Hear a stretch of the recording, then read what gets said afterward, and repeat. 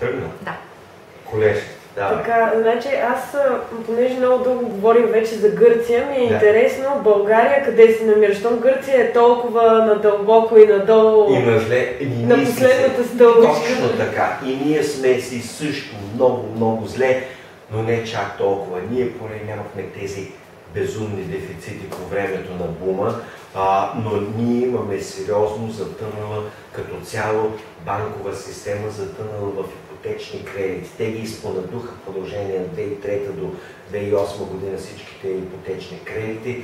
Сега банките са се набълбукали с тези ипотечни кредити и в момента естествено хората имат все повече и повече проблеми при обслужването. Оказва се, че сега банките трябва да се налагат да вдигат лихвите, хората не могат да обслужват кредита при по-високата лихва и тук е единия проблем. Другия проблем е, че по време на кредитната експанзия надуха кредита, надуха икономиката изкуствено в чисто номинално изражение в левчета, т.е.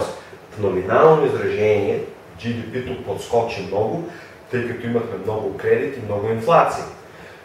Тя се проявяваше в жилищна инфлация, но инфлацията си е инфлация. GDP-то се надува много по-бързо от количеството стоки и услуги.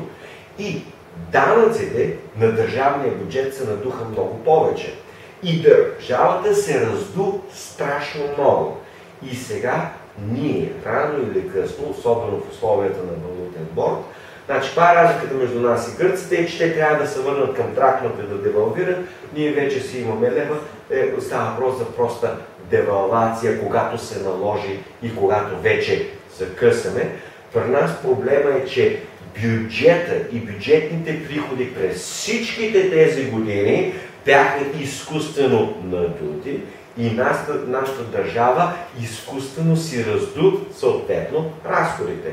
Било то за държавни чиновници, за службички, за платички, служебни коли. Знаете, нали, как държавната бюрокрация и администрация са гали, техни проектчета, нали, всичките тия държавни харчилци, от които всеки има, нали, е заграбил дадено парче, сега тези трябва да се свият, защото трябва да се свие у нас по същия начин, както в Гърция, да си преживеем обратната дефлация.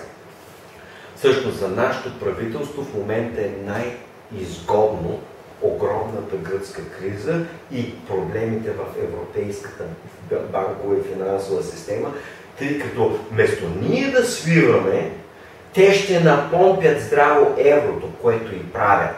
Печатат десетки милиарди, по-скоро трилиони. Първо напечатаха един, сега напечатаха втори трилион, т.е. печатат стотици милиарди евра за месец или за месеци, за една година примерно 800 до 1 трилион евра и вместо, нали, и тези евра, когато се печатат и се обезценяват, де-факто обезценяваме лева, който е вързан за еврото. Тоест, вместо да падне у нас и да се срине валутния борд и да стане 3 или 5 лева за евро, еврото се срина с 30% и лева си е закачен 1 към 1, в смисъл 1,90 там колкото, 1,95-8 към закачен и 30% посриване на еврото означава едновременно, симултанно, нали, в същата минута и секунда сриване 30% на лева 1 към 1 се върви.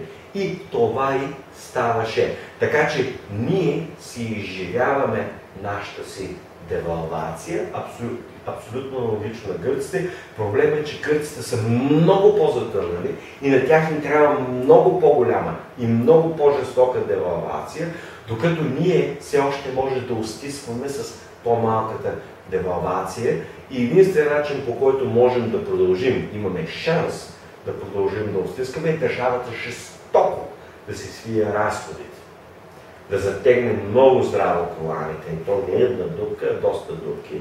И проблема е, че когато държавата страшно много свия разходите, държавата е 40% от брутния национален продукт, значи 40% от всички българи, от българската икономика се храни от държавния сектор, голяма част от те използват доходите си, за да си обслужват обратно заемите към банките.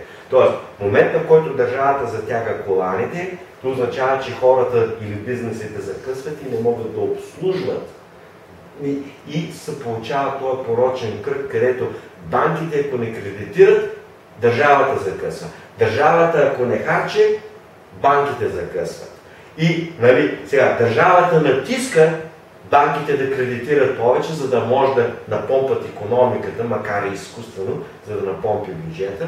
Обратно, банките натискат държавата да харчи повече и в момента, валутния борд ги държи в безизходица. В смисъл, няма откъде да избие системата, държи ги вързани и в момента е въпрос на един от вероятностите. Всъщност при нас кризата дори не е дошла. При нас кризата дори не е започнала. Държавата не е орязала с 20, 30, 40% разходите, т.е. не е имало истинско реално затягане на коланите, дори не сме видяли реалните последици от кризата и при нас все още не е паднало нито една банка. Истинската криза ще дойде, когато паднат 3, 5, 8 банки и когато държавата се наложи да уреже 10, 20, 30, 40% от бюджета, тогава ще дойде истинската криза у нас. Така, ама те никога няма да дойде, защото ние сме си добре. Проблемът е два. Единият, че държавата все още има много дългове, които трябва да обслужва, включително имаме външни дългове, но по-големият проблем е, че имаме много необслужваеми вътрешни дългове и имаме един трети проблем, който през цялото време се набъбваше на междуфирмената задлъжнялост, което като верижна реакция падна 2-3 бизнеса и могат да стрелят още 200 около тях. Тоест това е другия проблем. А сега се появи вече съвсем нов проблем, който вече той се разбира много добре. Бизнесът е пропищял от всякъде, държавата не си връща ДДС-то на време.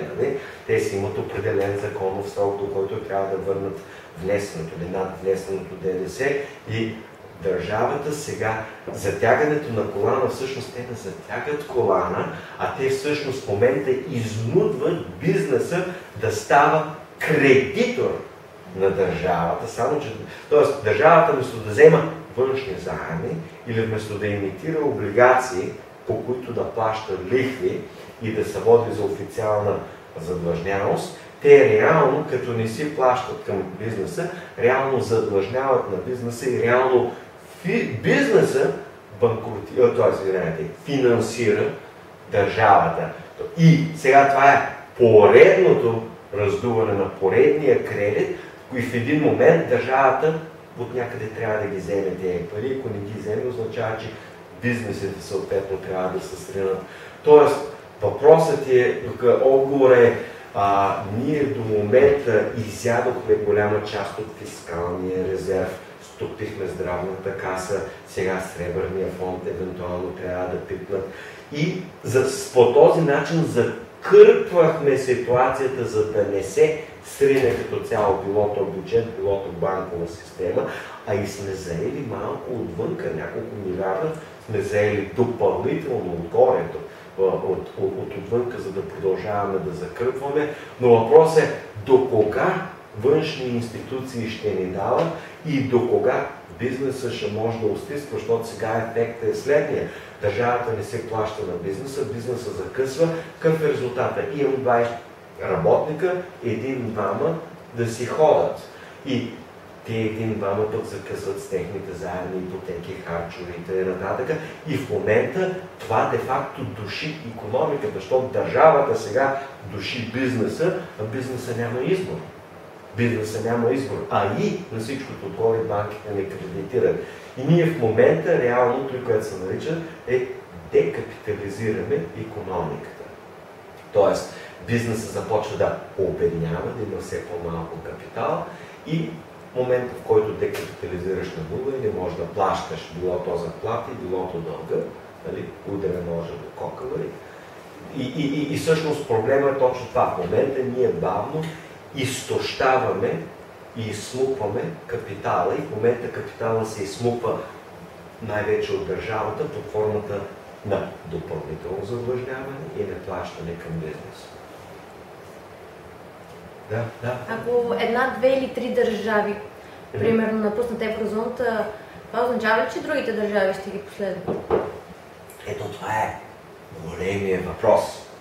Отговорът е следния. За някои държави е изключително рационално да ги последват. Тоест, някои държави няма да имат избор и ще трябва да ги последват. Тоест, сега се разбира, че Испания ще трябва да последва Гърция, защото нямат много голям избор, освен ако не искат много жестоко да затегнат колана.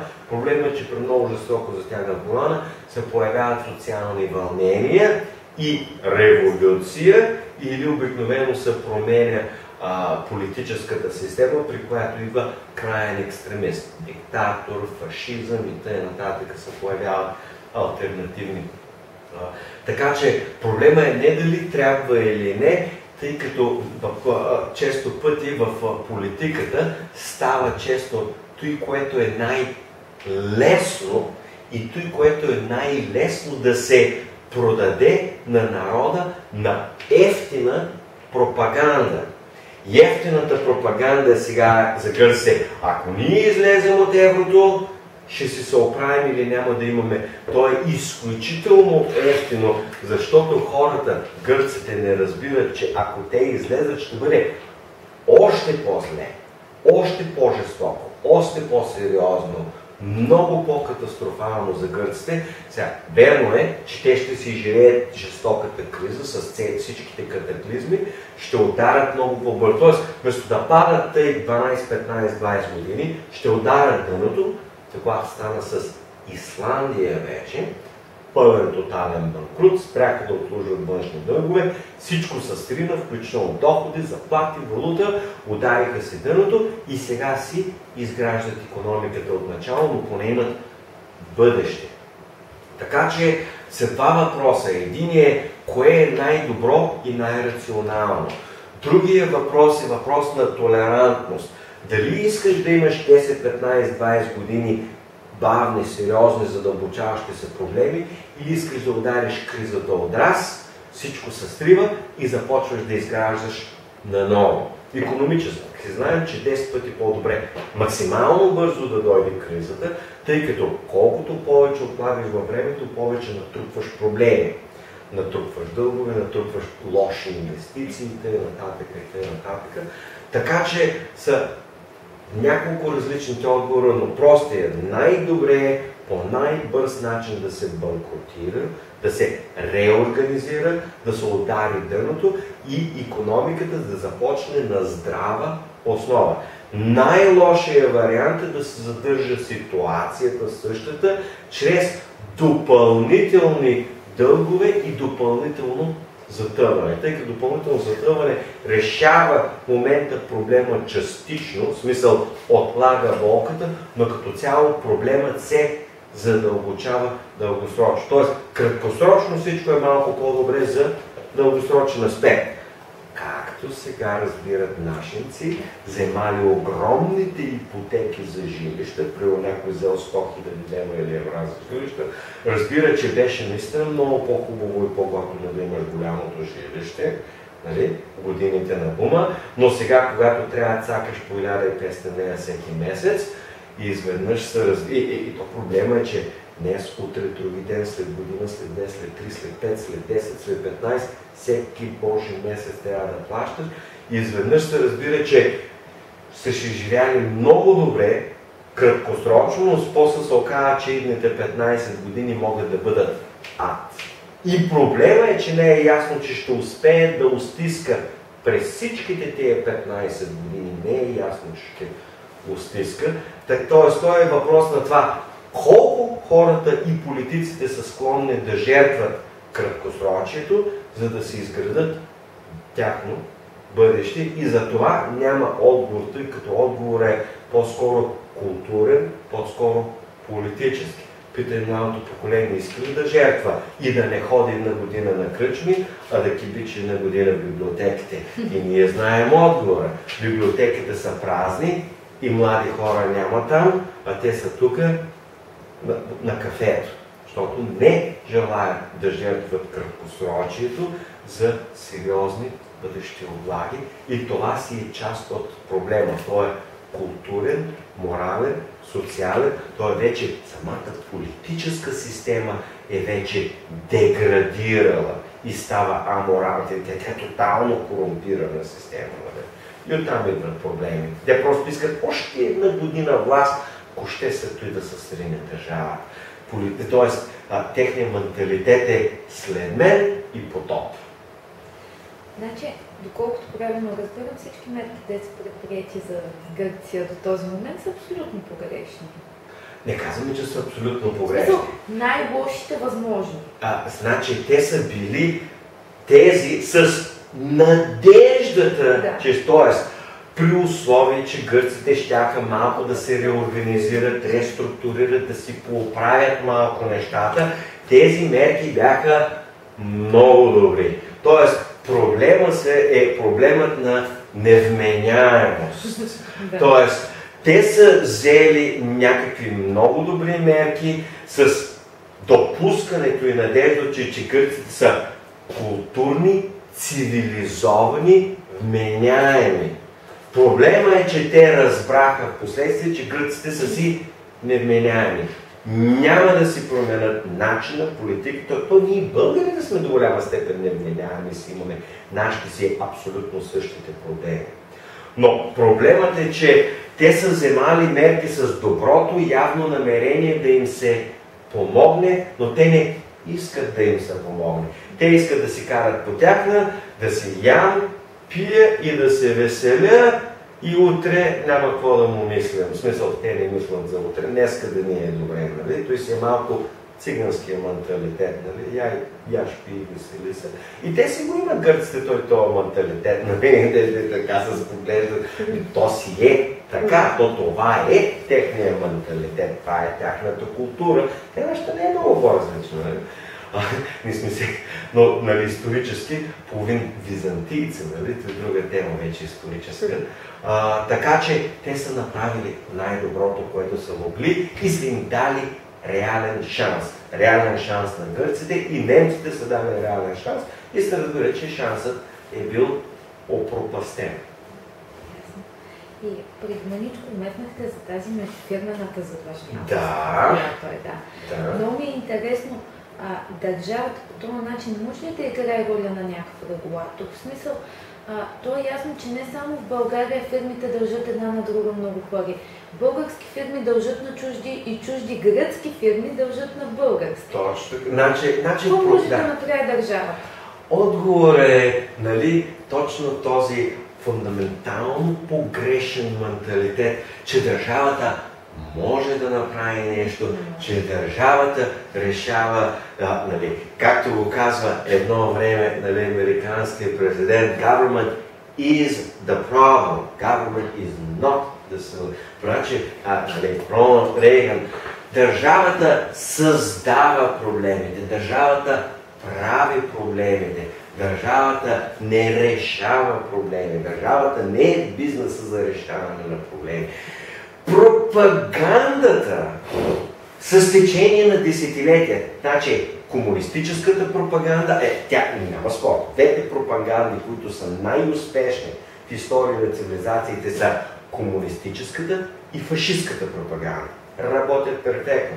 Че комунистическата пропаганда беше, тя сега натам отива в Франция, че държавата, какъвто и да ти е проблема, държавата го решава. Тя майчица, тя баща. Имаш дете, тя ще ти го отгледа, тя ще ти го възпита, тя ще ти го обучи, ти ставаш стар, тя ще се грижи за тебе. На английски фразата е from cradle to grave. Тоест от детската люлка до гроба държавата ще се грижи всичко за тебе. Всъщност тя не се грижи. Държавата те контролира. Тя има за цел да те контролира, тъй, защото ако имаш малко повечко, да си го иземе. А ако нямаш, да те кара да прави той, което тя иска, а пък ти не искаш да правиш. За това държавата не е решение. И не може да се наложи регулация, защото ние много добре се знаем. Бизнесът си прави каквото трябва да си прави, ще се заобиколи. Значи, това е проблемът на обществата. Държавата създава регулация и университетите бълват юристи, чиято работа е да заобиколят регулацията. Нали? Регулацията е до 10 000 лева транзакция и той като има 19 ги направи на 2 по 10 и пак се заобикаля регулацията при това законно. Значи, това е част от основните идеи. Не е това решението. Нали? Решението е диаметрално противоположно. Решението е, трябва да оставиш банката да падне и най-важното, хората да загубят парите си. Когато ги загубят, тогава те ще знаят и ще внимават. Трябва да оставиш бизнеса да банкротира, за да се знае, не може тук така да им даваш кредит, защото ако банкротират, ще банкротирам и аз. Тоест, най-добрият регулатор в икономиката винаги е бил банкрутът. Банкрутът е перфектният регулатор, който държи влажно дълго време, обикновено десетилетия. И това е решението. Решението е обратното. Проблемът е в дълга. И единственият начин да се избегне е дисциплина да не се затъва в дълг. Това е основният. И основният начин на дисциплина с дълг е бизнесът да не е свръхалчен, за да си дава на кредит с надеждата за повече пари. По-добре е да не дава на кредит, по-добре е да има по-малко приходи, по-малко печалба, но да е по-надежден. Иначе става свръхразрастване на бизнеса на базата на кредит. Като гръмне кредита, гърми и бизнеса. И ние сме някъде в тая фаза, където още не е гръмно, но се клати, клати системата. И за съжаление, регулация има и се нарича банкрут. И държавен чиновник, че ще напише някаква регулация, я се спазва, я не се спазва и да се спазва, то кога се спазва, те не решават този тип проблем в дългосрочен аспект. Но хората си мислят, че държавата може да реши всеки един проблем. Не може да реши всеки един проблем. Аз не трябва да реши един проблем. Да асфалтира шосетата пред света. Този проблем да решат, да не решават проблема с образованието. Трябва ли държавата да има държавно образование? И че как няколко хиляди години хората са образовали без държавно образование. Че как 200 години в Америка има образование и са доста образована нация без да има държавно образование. Че как изобщо хората колко са мрели като мишки, защото не е имало държавна здравеопазна система? По-просто мрът като гниди. Не, отговор е съвсем прост. Имаш си перфектно развита здравеопазване. Ние в България в момента сме една от държавите, която илюстрираме перфектно. Имаме абсолютно забутана здравеопазване, в същото време имаме свръхразвитен частен сектор за зъболекари. Проблеми с зъболекарството нямаме. Бизнес е навсякъде, зъболекар е навсякъде, знаеш кой е добър, кой не е добър, кой е скъп, кой е ефтин, кой работи с хубави материали, кой има добро оборудване, кой има това, кой има това. Знае се къде, какво става, какви са цените, кой лъжи, кой не лъжи, кой ще претупа, кой внимава, нали? Знаете ли сега? Да. В смисъл, не сте глупави. И частният сектор не е глупав. В смисъл, имаме отлично развит сектор, при който няма как да надуеш цената да искаш, защото има още 150 зъболекара. И в България имаме отлично работеща зъболекарска система. Система, това не означава, че всеки един зъболекар е перфектен, но системата е перфектна. В смисъл, може да отидеш при другия и при третия, може да го смениш.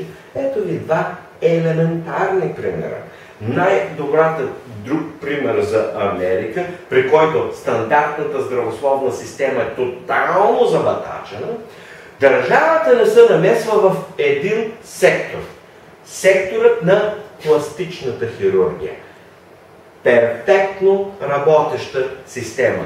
Няма проблеми, има пазар, има бизнес, каквото искаш, както искаш, никакви проблеми, нос, гърди, всичко се прави, устни, каквото си помислиш, проблеми няма. Работи перфектно. Няма оплаквания, няма недостиг на декане, няма чакания, няма проблеми с раздути цени, защото има още 500 лек, защото държавата не ти регулира, не ти казва цената, няма субсидии и всичките тия проблеми и се оказва, че имаш абсолютно перфектно. Тя е забравена индустрия, тя е забравена, защото в нея няма проблем. При нас зъболекарството е забравена индустрия, защото нямаме проблем като система.